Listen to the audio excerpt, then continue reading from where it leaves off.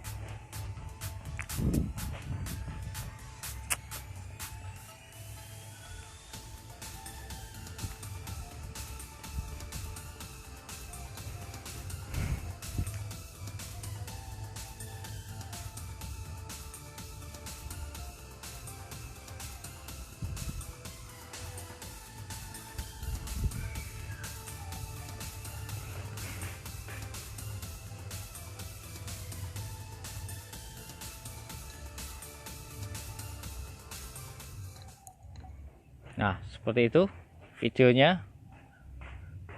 Kita coba buka modelnya. Kita menggunakan software yang free, yaitu Google SketchUp ya, untuk 3D modelingnya. Nah, seperti ini bentuknya. Jadi untuk mengolah 5 ton kita perlu ini ya, hanya untuk area biopon aja, tapi ada beberapa ini fasilitas penunjang. Misalkan ini tempat ini adalah tambungan sampah organik. Sebelum kita taruh di biopon atau reaktor, kita taruh di penampungan ini dulu. Nah, kita tampung di sini, baru kita transferkan ke masing-masing biopon ya. Bioponnya kita tampilkan. Mana tadi? Nah, ini bioponnya. Nah, seperti ini bioponnya, biopon lantai. Kita taruh di masing-masing biopon. Setiap hari ya, kita pengolahannya setiap hari. 5 ton per hari itu bisa habis dalam sehari ya.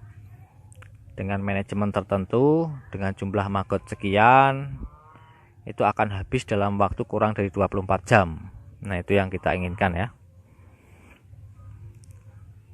Ini untuk rak yang kedua, kita bisa taruh di atasnya, tapi hanya dengan satu tiang, supaya tidak mengganggu ketika proses pemanenan di bawahnya ya.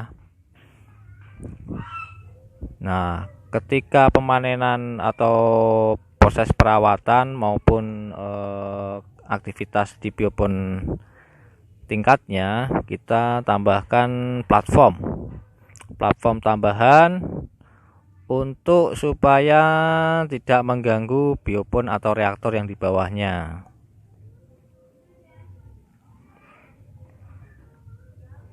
Nah, setelah ini diolah, dipanen, nanti bisa diatur tuh penggunaan tiap hari, berapa biopon yang harus diisi dan biopon lainnya yang harus dibersihkan. Nanti semuanya ada manajemennya ya. Kemudian ini adalah rak-rak hatchery, penetasan telur.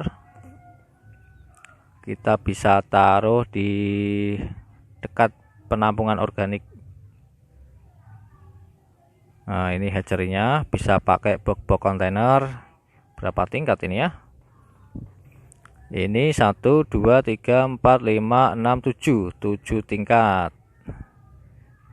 7 tingkat bisa kita ambil dengan mudah. Nah, seperti ini.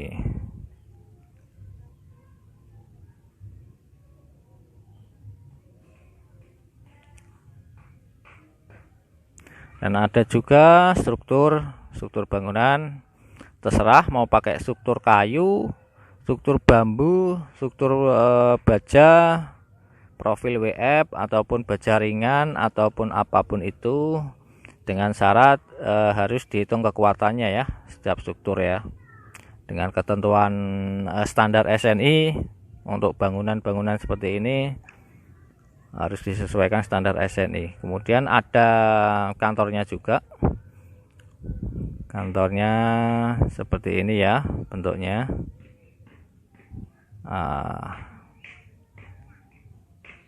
Nah, ada kantornya juga. Ada parkirnya kecil. Kemudian ya sekilas seperti ini ya. Perencanaan secara sederhana. Nanti bisa kita detailkan kembali, lebih detail lagi seperti apa alur kerjanya. Kita bisa simulasikan, kita bisa bikin animasi, kita bisa bikin gambar detailnya, kita bisa bikin rancangan anggaran biayanya. Kemudian kita juga bisa membangunnya, kita juga bisa mengawasinya jika membangun oleh pihak lain. Jadi memang harus serba bisa ya, serba bisa, tapi dengan tim-tim yang berkompeten di bidangnya ya.